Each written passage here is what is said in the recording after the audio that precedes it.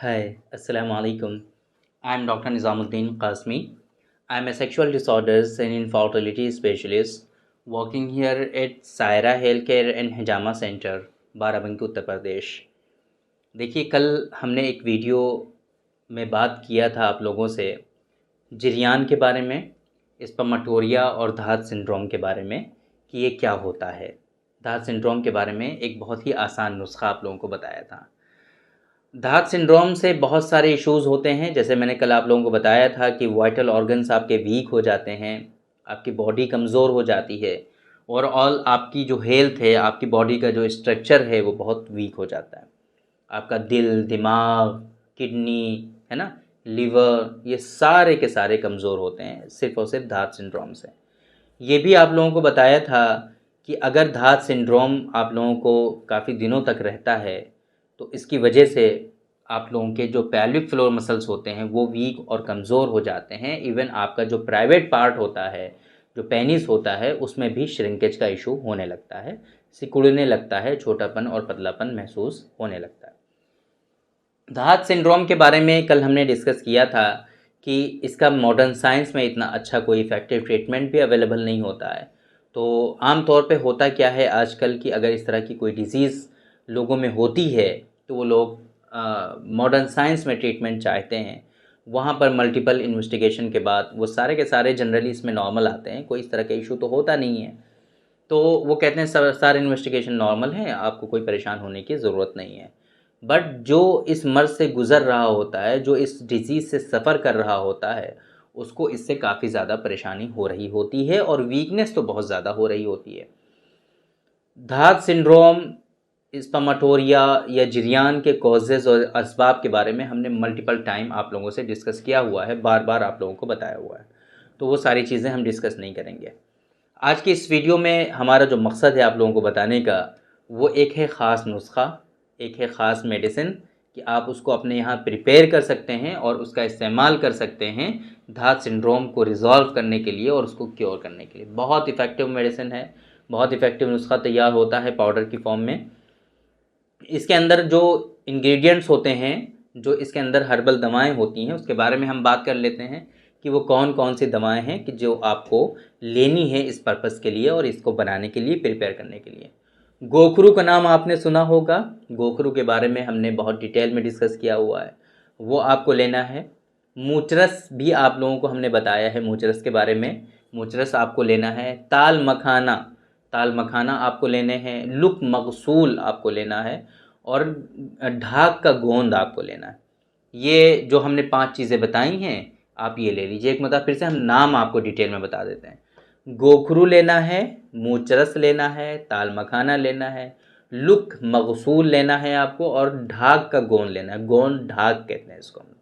ये सारे हम वज़न और इक्वल क्वांटिटी में बराबर बराबर मात्रा में आपको लेना है कि अगर आप एक मेडिसिन को 50 ग्राम ले रहे हैं तो बाकी चारों मेडिसिन को भी आप 50 ग्राम ही लीजिए। ये इस तरीके से आपको लेना है।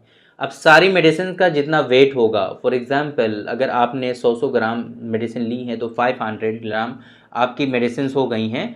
तो इसका जस्ट डबल क्वांटिटी में आपको इसमें शक्कर शामिल करनी है, जिसे हम लोग कंद सफ़ेद कहते हैं, नबात सफ़ेद कहते हैं। उसको आपको शामिल करना है जस्ट डबल, यानी कि 1 केजी, और इसका पाउडर बना लेना है। पाउडर तैयार हो जाएगा, मेडिसिन तैयार हो जाएगी। ये इसका प्रिपरेशन का तरीक़ा है पूरा। ये मेडिसिन जब आपकी तैयार हो गई है तो आपको इसका इस्तेमाल जो करना है वो सुबह सुबह खाली पेट आपको 1 चम्मच 10 ग्राम आपको इस्तेमाल करना होता है बेसिकली, है ना। चम्मच भी छोटे बड़े होते हैं, बड़ा कन्फ्यूज़न होता है। तो इस वजह से इसकी जो डोजेज़ हम लोग बताते हैं आपको ग्राम में बताते हैं। एक मतलब आप वेट कर लीजिए, आप देख लीजिए कि 10 ग्राम पाउडर कितना होता है, वज़न करके उसी मकदार में आप डेली बेसिस पे लीजिए। ये तो बात हो गई कि आपको खाली पेट सुबह सुबह लेना है, लेकिन कोशिश ये करिए कि गाय के दूध के साथ आप इसका इस्तेमाल करिए।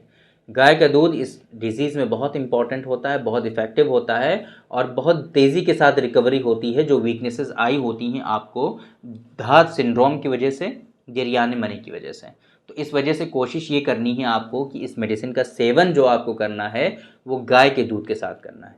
एक चीज़ और इसके साथ में आप ऐड कर लेंगे तो बहुत बेहतर रहेगा। ये जो मेडिसिन आप लेने वाले हैं गाय के दूध के साथ, ये इसके साथ में आप स्पर्मोजेनिक का भी इस्तेमाल ज़रूर कर लें। कल भी हमने आप लोगों को ये बात बताई थी और आज भी बता रहे हैं।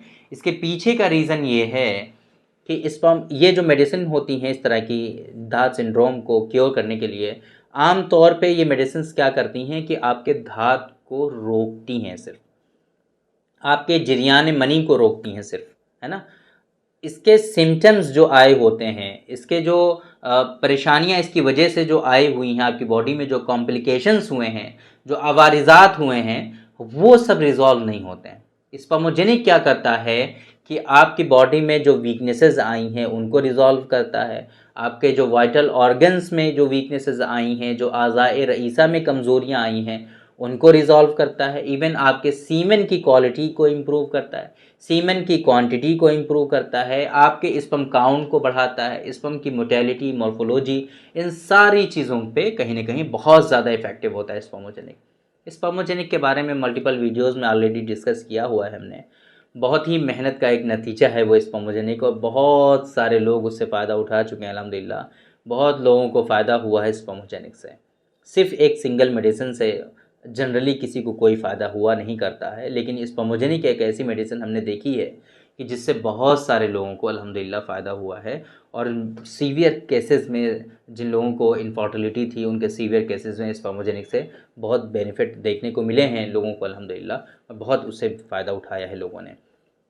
तो आप ये जो नुस्खा इस्तेमाल करेंगे धात सिंड्रोम के लिए, धात की शिकायत के लिए, तो 10 ग्राम, जैसे मैंने आपको बताया कि 10 ग्राम इस्तेमाल करना है, तो 10 ग्राम ये इस्तेमाल करिए और इसके साथ में स्पर्मोजेनिक 2 ग्राम ज़रूर शामिल कर लीजिए। बहुत ज़्यादा फ़ायदा इंशाल्लाह देखने को मिलेगा।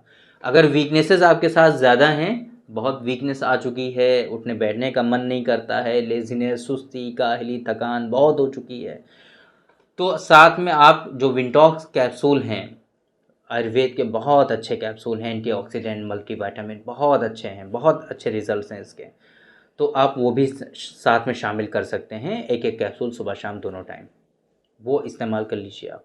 बाकी ट्रीटमेंट जो होता है वो सिम्टम्स के अकॉर्डिंग, आपके असबाब के अकॉर्डिंग, और आपका जो डायग्नोसिस है उसके अकॉर्डिंग, और आपका जो लाइन ऑफ ट्रीटमेंट है उसके उस पर डिपेंड करता है। तो प्रॉपर वे में ट्रीटमेंट जानने के लिए तो अब आपको हिस्ट्री के रिक्वायर्ड होगी, हिस्ट्री के अकॉर्डिंग ही आपको बताया जा सकता है कि फिर वो क्या ट्रीटमेंट होगा आपका प्रॉपर वे में, वो बाद में बताएंगे। लेकिन फ़िलहाल ये चीज़ें आप स्टार्ट कर सकते हैं। जब तक आप डॉक्टर से कंसल्ट नहीं कर रहे हैं, जब तक आप डॉक्टर के पास पहुंच नहीं पा रहे हैं, तब तक ये चीज़ें आप इस्तेमाल करना स्टार्ट कर दीजिए, ताकि आपके सिम्टम्स में आपको फ़ायदा होने लगे और ये डिजीज़ आपकी जो है धीरे धीरे कम होने लगें। तो ये चीज़ें आप इस्तेमाल कर सकते हैं। तो उम्मीद करते हैं कि आप लोगों को ये जो नुस्खा है समझ में आया होगा। गोखरू, मूचरस, ताल मखाना और लुक मकसूल, गोंद ढाक और चीनी आपको डबल क्वांटिटी में आपको इसमें शामिल करनी है। बाकी सारी दवाओं को इक्वल क्वांटिटी में शामिल करनी है। जितनी सारी दवाओं का वज़न होगा उसका जस्ट डबल आपको चीनी इसमें शामिल करनी है। एक बात का और आपको ख़याल रखना है, ये जो नुस्खा हमने बताया है आज की इस वीडियो में, ये नुस्खा सिर्फ वही लोग इस्तेमाल करें जिनको डायबिटीज़ मेलाइटिस से रिलेटेड कोई इशू नहीं है। जिन लोगों की बीपी, जिन लोगों को शुगर की मेडिसिन चल रही है, बेसिकली शुगर की दवा चल रही है, शुगर का इलाज चल रहा है, वो लोग इस नुस्खे को नहीं लेंगे। नहीं तो फिर उनका जो ब्लड शुगर है वो फ्लक्चुएट हो सकता है, शुगर लेवल उनका बढ़ सकता है, क्योंकि इसके अंदर शुगर काफ़ी ज़्यादा मिकदार में रहता है। इस वजह से आप लोगों को इस नुस्खे से अवॉइड करना चाहिए। अगर आप डायबिटीज़ मेलाइटिस के पेशेंट हैं, चाहे वो टाइप 1 हो या टाइप 2 हो, किसी भी सूरत में आप लोगों को ये नहीं लेना चाहिए। बाकी डायबिटिक पेशेंट हैं अगर आप, और आपको कोई इस तरह की परेशानी है, तो ऐसा नहीं है कि आपके लिए कोई ट्रीटमेंट नहीं है। आपके लिए भी ट्रीटमेंट है, बट उसके लिए मेडिसिन्स चेंज की जाती हैं। ऐसी मेडिसिन्स का इंतखाब किया जाता है कि जिनमें शुगर का ना इस्तेमाल किया गया हो और शुगर फ्री मेडिसिन्स आपको दी जाएँ, तो उनके थ्रू आपका ट्रीटमेंट होता है। बाकी ये जो नुस्खा है ये डायबिटिक पेशेंट नहीं लेंगे और वो इस्तेमाल नहीं करेंगे। तो उम्मीद करते हैं कि आज की इस वीडियो से आप लोगों को फ़ायदा हुआ होगा, और आज की इस वीडियो से आप लोगों ने ज़रूर कुछ ना कुछ सीखा होगा। तो थैंक यू वेरी मच, बहुत बहुत शुक्रिया आपका। आज की इस वीडियो में इतना ही।